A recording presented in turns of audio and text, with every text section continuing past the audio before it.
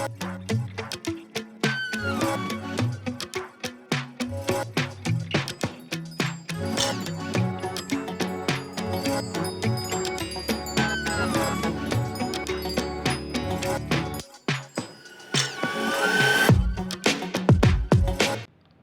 Ram Ram dear students, welcome to urgent official. मैं Saurabh Girati. Fourth semester history class start कर दी थी अपन ने, जिसमें यूनिट 1 को देख लिया था अपन ने, राष्ट्रवाद का उदय। आज यूनिट 2 को स्टार्ट करेंगे। इसमें गांधी युग है, गांधी युग से संबंधित आंदोलन है, गांधी जी द्वारा चलाए गए आंदोलन। गांधी युग मुख्य रूप से 1919 से लेकर 1947 के बीच तक की जो भी आंदोलन है या जो भी मुख्य घटनाएं हैं वो गांधी युग में सम्मिलित हैं। भारतीय इतिहास का यह स्वर्णिम काल था जब महात्मा गांधी ने अपने अद्वितीय सिद्धांतों, जिसमें सत्य, अहिंसा और सत्याग्रह यानी सत्य के लिए आग्रह, सत्य पर बल के साथ भारतीय स्वतंत्रता संग्राम को एक नई दिशा दी। उनके नेतृत्व में हुए आंदोलन ने लाखों भारतीयों को एकजुट किया, ब्रिटिश साम्राज्य की नींव हिला दी। अब देखते हैं यूनिट 1 का फर्स्ट टॉपिक, असहयोग आंदोलन। असहयोग आंदोलन क्या है?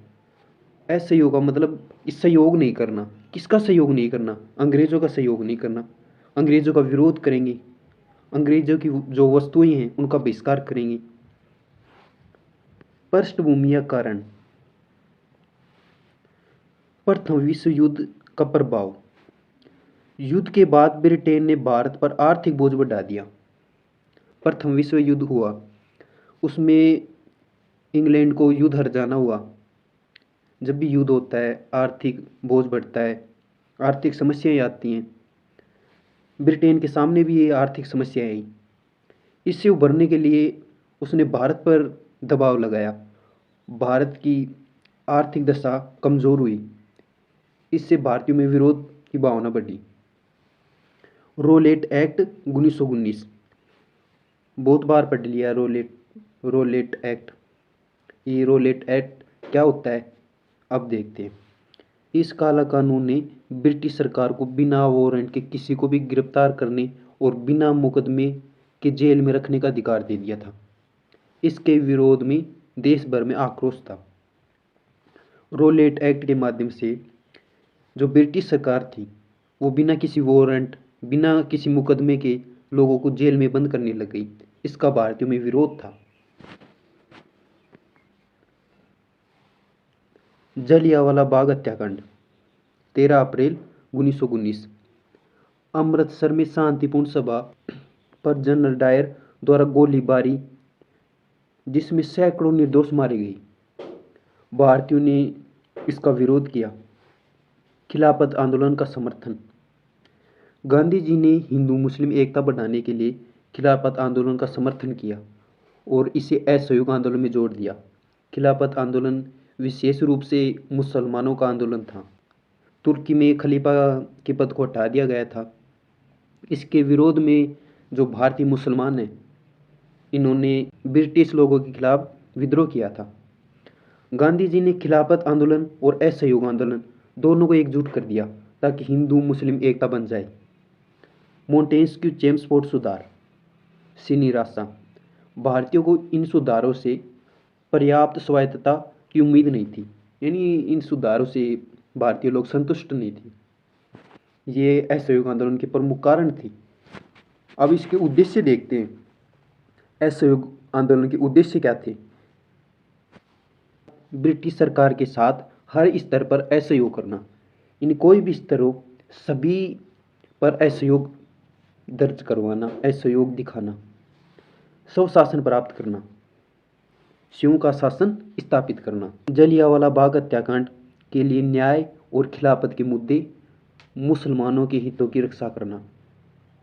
यानी जलियांवाला बाग हत्याकांड के लिए न्याय लेना, खिलाफत मुद्दे पर मुसलमानों के हितों की रक्षा करना। अब है इस आंदोलन में कौन कौन सी कार्यक्रम हुई, कौन कौन सी घटनाएं हुई।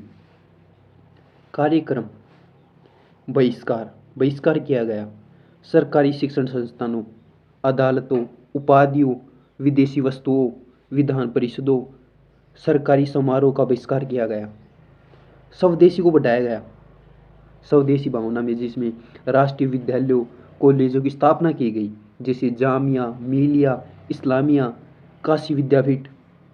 पंचायती अदालतों का गठन किया गया। चरखा और खादी का प्रचार किया गया। अहिंसा और सत्याग्रह, शांतिपूर्ण विरोध प्रदर्शन और असहयोग दर्शाया गया। प्रमुख घटनाएं, इस आंदोलन में कौन कौन सी घटनाएं हुई? नागपुर अधिवेशन दिसंबर 1920 में कांग्रेस ने असहयोग कार्यक्रम को मंजूरी दी। हजारों छात्रों ने सरकारी स्कूल छोड़ दिए। वकीलों ने अपने प्रैक्टिस छोड़ दी, जैसे मोतीलाल नेहरू, सी.आर. दास। जनता ने बड़े पैमाने पर विदेशी कपड़ों की होली जलाई। इन विदेशी कपड़ों को जलाया। चोरी चोरा की घटना, गोरखपुर के चोरी चोरा गांव में एक हिंसक भीड़ ने पुलिस थाने में आग लगा दी, जिससे 22 पुलिसकर्मी मारे गए। अब है आंदोलन की समाप्ति। गांधी जी ने इस हिंसक घटना से आहत होकर, हिंसक घटना कौन सी? ये चोरी चोरा कांड, जिसमें 22 पुलिस मर गए। गांधी जी ने इस हिंसक घटना से आहत होकर 12 फरवरी 1922 को आंदोलन को तुरंत वापस ले लिया। कांग्रेस के कई नेता जैसे कि सुभाष चंद्र बोस, जवाहरलाल नेहरू इस फैसले से नाखुश थे, यानी खुश नहीं थे। महत्व और परिणाम, इस आंदोलन का महत्व क्या था, परिणाम क्या हुआ? यह गांधी जी का पहला देशव्यापी आंदोलन था, जिसमें लाखों लोगों ने राजनीतिक रूप से भाग लिया, राजनीतिक रूप से जागरूक हुई। इसने जनता को भयमुक्त किया। पहले तो जनता को अंग्रेजों से डर लगता था, परंतु इस आंदोलन के बाद वो भयमुक्त हुई। उन्हें संघर्ष का तरीका सिखाया गया। हिंदू मुस्लिम एकता का एक अनूठा प्रदर्शन हुआ, क्योंकि खिलाफत आंदोलन और असहयोग आंदोलन दोनों साथ हो गई, हिंदू मुस्लिम एक हो गई। इसने स्वदेशी विचार को लोकप्रिय बनाया। हालांकि स्वशासन तुरंत नहीं मिला, लेकिन इसने स्वतंत्रता की दिशा में एक मजबूत नींव रखी। ऐसे करके अपने असहयोग आंदोलन देख लिया। अगले वीडियो में खिलाफत आंदोलन देखेंगे। अगर चैनल पे नहीं हो तो चैनल को सब्सक्राइब करना, वीडियो को लाइक करना। Take care, bye bye. खिलाफत आंदोलन, पृष्ठभूमि क्या है इसकी?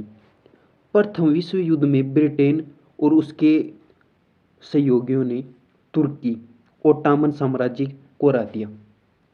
तुर्की का सुल्तान, जिसे खलीफा कहा जाता था, दुनिया भर के सुन्नी मुसलमानों का आध्यात्मिक नेता था। युद्ध के बाद ब्रिटिश सरकार ने खलीफा के पद तुर्की साम्राज्य को समाप्त करने की धमकी दी। क्या है कि जो मुसलमानों का प्रतीक रूप से देवता की तरह खलीफा का पद होता है,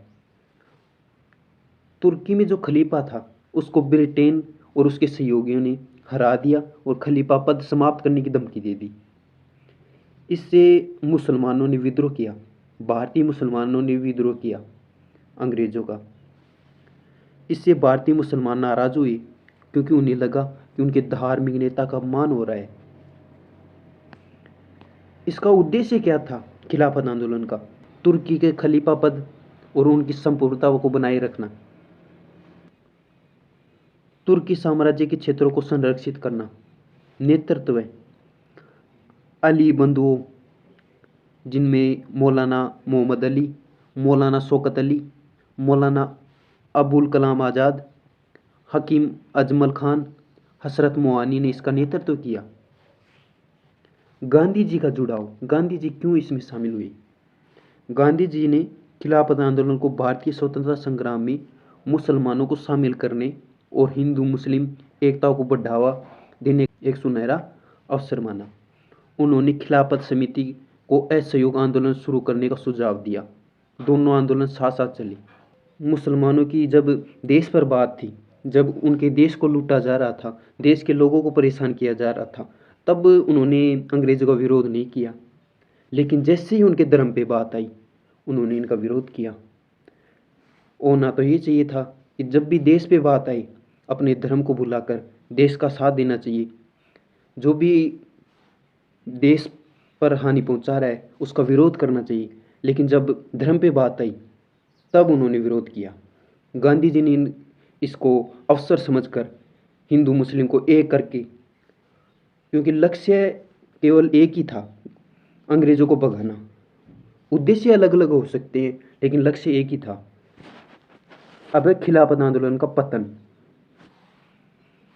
1922 में तुर्की के मुस्तफा कमाल अतातुर्क के नेतृत्व में एक राष्ट्रवादी सरकार बनी, जिसने 1924 में खलीफा के पद को ही समाप्त कर दिया।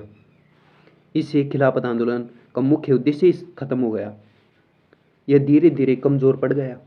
महत्व है, इसके शुरुआती दौर में हिंदू मुस्लिम एकता को मजबूत किया, हालांकि यह अल्पकालीन साबित हुआ क्योंकि उद्देश्य केवल धर्म तक सीमित था।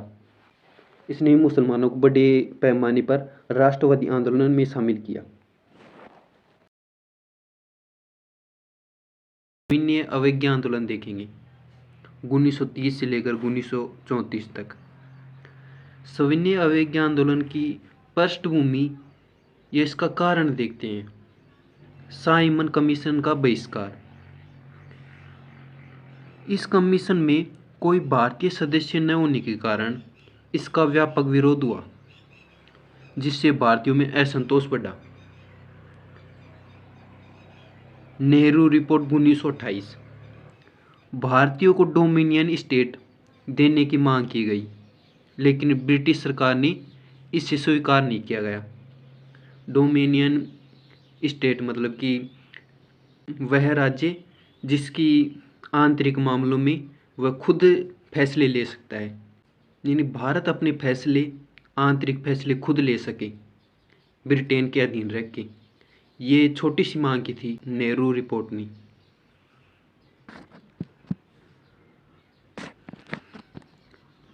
तीसरा है लाहौर अधिवेशन 1929। कांग्रेस ने पूर्ण स्वराज, पूर्ण स्वतंत्रता का लक्ष्य घोषित किया और 26 जनवरी 1930 को स्वतंत्रता दिवस के रूप में मनाने का संकल्प लिया। सरकार का दमनकारी रवैया। ब्रिटिश सरकार की नीतियों के कारण आर्थिक मंदी और जनता में बढ़ती गरीबी इस आंदोलन का प्रमुख कारण था। गांधी जी की 11 सूत्रें मांगी। गांधी जी ने वॉयसरॉय इरविन को 11 सूत्री मांगे भेजी, जिनमें नमक कर को समाप्त करने का भी शामिल था। सरकार ने इन मांगों को अस्वीकार कर दिया, तो सविनय अवज्ञा आंदोलन शुरुआत हुआ। ये इसकी पृष्ठभूमि थी, कारण थे जिसके कारण यह आंदोलन शुरू हुआ। इसका उद्देश्य क्या था? पूर्ण स्वराज को प्राप्त करना, ब्रिटिश सरकार के अन्यायपूर्ण कानूनों को शांतिपूर्ण ढंग से तोड़ना, जनता को सत्याग्रह के माध्यम से आत्मशक्ति प्रदान करना, इन सत्य पर बल देना। कार्यक्रम: नमक सत्याग्रह या दांडी मार्च। आंदोलन की शुरुआत गांधी जी ने 12 मार्च 1930 को साबरमती आश्रम से दांडी, गुजरात के नौशेरा जिले में 240 मील की यात्रा 78 अनुयायियों के साथ शुरू की। 6 अप्रैल 1930 को उन्होंने दांडी पहुंचकर मुट्ठी भर नमक बनाकर नमक कानून तोड़ा।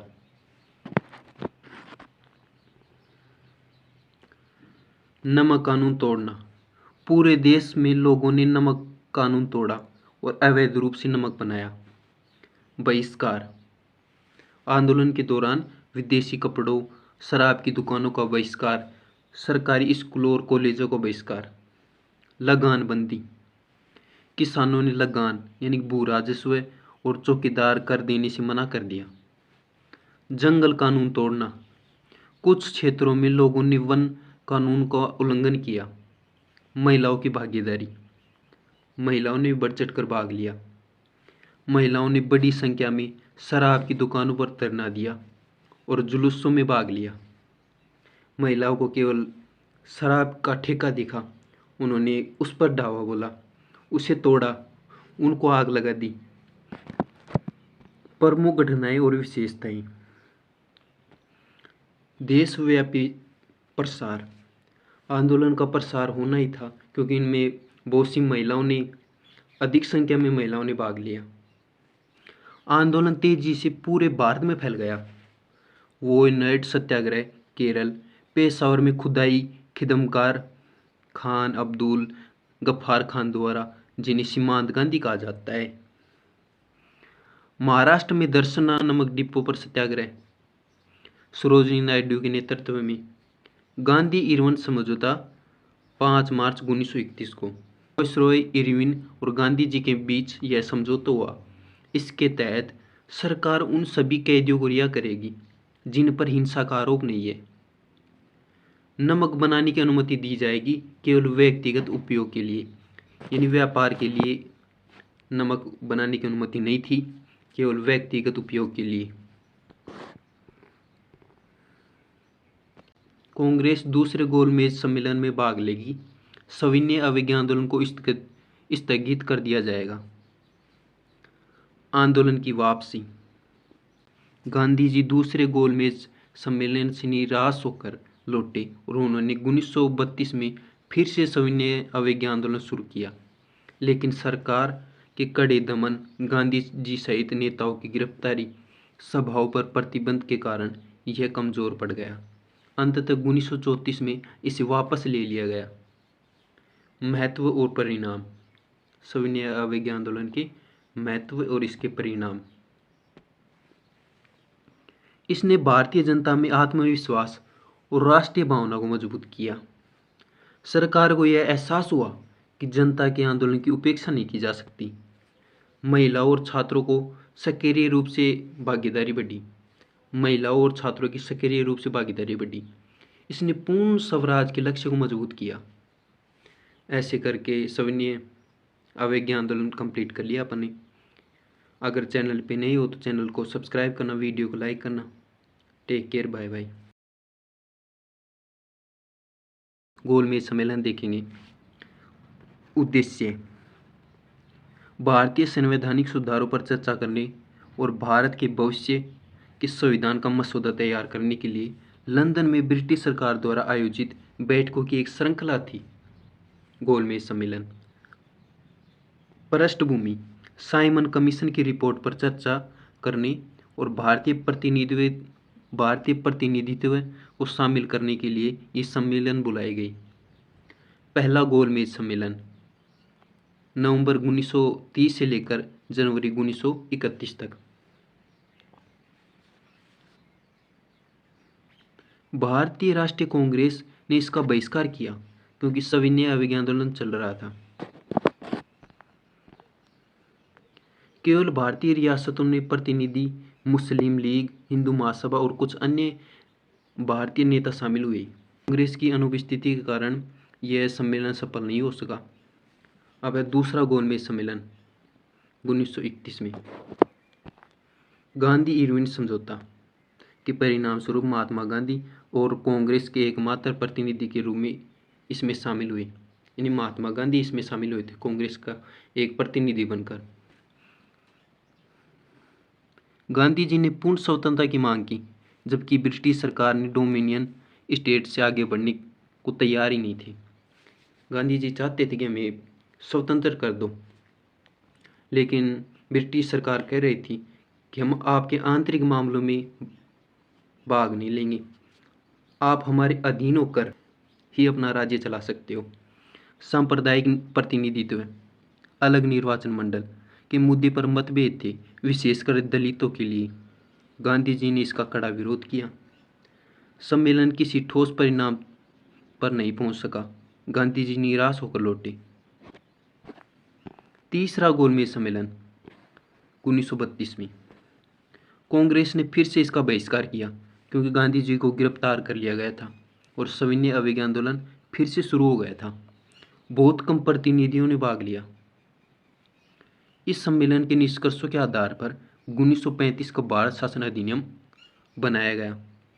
महत्वपूर्ण तथ्य: डॉक्टर BR अम्बेडकर ने तीनों गोलमेज सम्मेलन में भाग लिया, जहां उन्होंने दलितों के अधिकार और उनके लिए अलग निर्वाचन मंडल की जोरदार वकालत की। सांप्रदायिक पुरस्कार: 16 अगस्त 1932। घोषणा ब्रिटिश प्रधानमंत्री रैमसे मैकडोनाल्ड द्वारा घोषित किया गया। प्रावधान था, इसने मुसलमानों, सिखों, भारतीय ईसाइयों, एंग्लो इंडियन, यूरोपीय और महिलाओं के साथ दलितों यानी शोषित वर्ग के लिए अलग अलग निर्वाचन मंडलों का प्रावधान किया। इसका मतलब था कि इन समुदाय के सदस्य केवल अपने समुदाय के वोटों से ही चुने जाएंगे। गांधी जी ने इसका विरोध किया। गांधी जी ने दलितों के लिए अलग निर्वाचन मंडल पर तीव्र विरोध दिखाया। उनका मानना था कि यह हिंदू समाज को धार्मिक आधार पर विभाजित कर देगा और दलितों को मुख्य धारा से अलग कर देगा। उन्होंने यह कहते हुए पुणे की यरवदा जेल में आमरण अनशन शुरू कर दिया कि वे दलितों के लिए अलग निर्वाचन मंडल के बजाय अपनी जान देना पसंद करेंगे।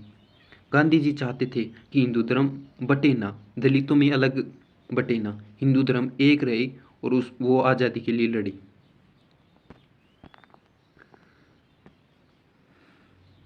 ब्रिटिश इरादे। यह पुरस्कार ब्रिटिश सरकार की बांटो और राज करो की नीति का एक उदाहरण था, जिसका उद्देश्य भारतीय एकता को कमजोर करना था। पूना समझौता 24 सितंबर 1932।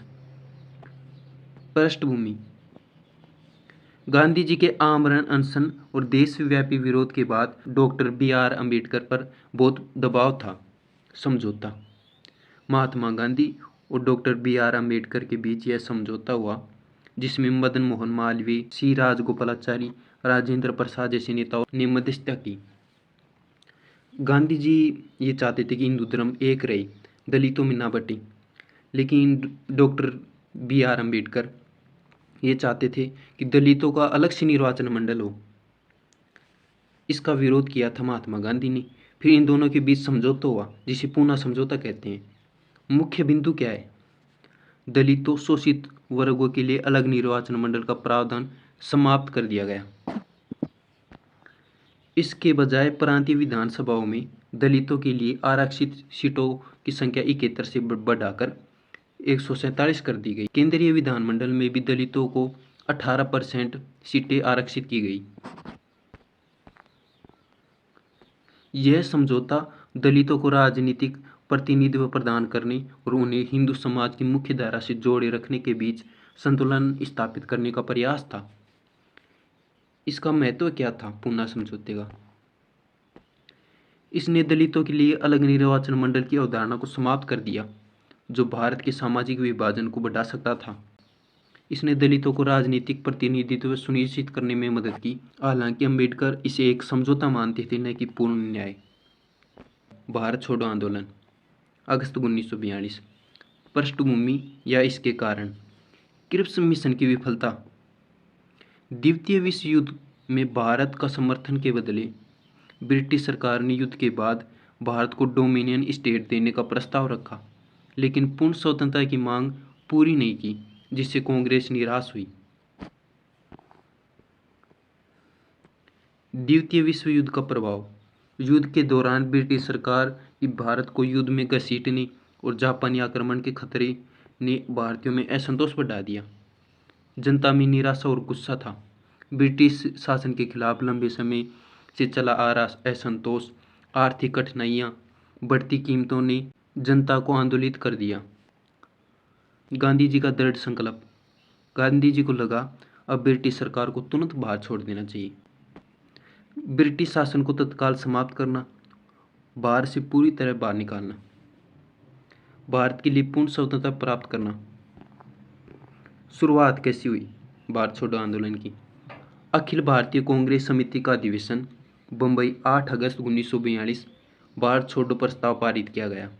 गांधी जी ने करो या मरो का प्रसिद्ध नारा दिया, जिसका अर्थ था या तो हम भारत को स्वतंत्र कराएंगे या इस प्रयास में अपने प्राण दे देंगे। प्रमुख घटनाएं और विशेषताएं। नेताओं को गिरफ्तार कर लिया गया। 9 अगस्त 1942 को गांधी जी सहित कांग्रेस के सभी प्रमुख नेताओं को गिरफ्तार कर लिया गया। Operation zero hour. नेतृत्व विहीन विद्रोह। नेताओं की गिरफ्तारी के बाद आंदोलन स्वतः स्फुरित हो गया और जनता ने स्वयं नेतृत्व संभाला। इससे पहले जो आंदोलन की वो गांधी जी ने संभाले खुद। गांधी जी ने बताया कि हिंसा नहीं करनी है, बुरा नहीं देखना है, बुरा नहीं बोलना है, अहिंसक रूप से आंदोलन करना है। लेकिन इस बार गांधी जी ने स्पष्ट कर दिया था, करो या मरो। और गांधी जी चले गए जेल। देश की जनता ने इस आंदोलन को संभाला। व्यापक हिंसा और तोड़फोड़, पूरे देश में हिंसक प्रदर्शन हुए, सरकारी इमारतों पर हमले, रेलवे ट्रक, टेलीफोन की लाइनें तोड़ दी गई, पुलिस थानों को निशाना बनाया गया। समांतर सरकारें, कुछ क्षेत्रों में जैसे कि बालिया चित्तू पांडे के नेतृत्व में, सतारा नाना पाटिल के नेतृत्व में और तामलुक मिदनापुर बंगाल में लोगों ने अपनी समांतर सरकारें स्थापित की। छात्रों और युवाओं की भूमिका, छात्रों और युवाओं ने इसमें महत्वपूर्ण भूमिका निभाई, खासकर भूमिगत गतिविधियों में। अंडरग्राउंड रहकर छात्रों ने इस आंदोलन को बढ़ाया। भूमिगत गतिविधियां, अरुणा सफली, जयप्रकाश नारायण, राम मनोहर लोहिया, उषा मेहता जैसे नेताओं ने भूमिगत रहते हुए रेडियो प्रसारण और अन्य माध्यमों से आंदोलन को दिशा दी। इन्होंने ऑनलाइन क्लास ली, रेडियो के माध्यम से लोगों को भड़काया कि आंदोलन करो, अंग्रेजों को भगाओ।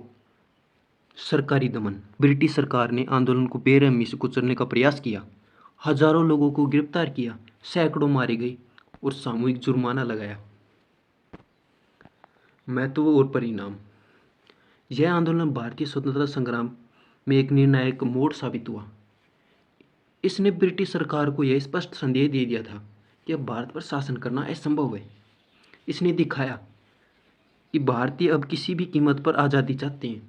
पहले तो क्या था कि गांधी जी नेतृत्व कर रहे थे अहिंसक रूप से, तो अंग्रेजों को लगा ये तो ऐसे ही आंदोलन करेंगे फिर दबा देंगे अपन।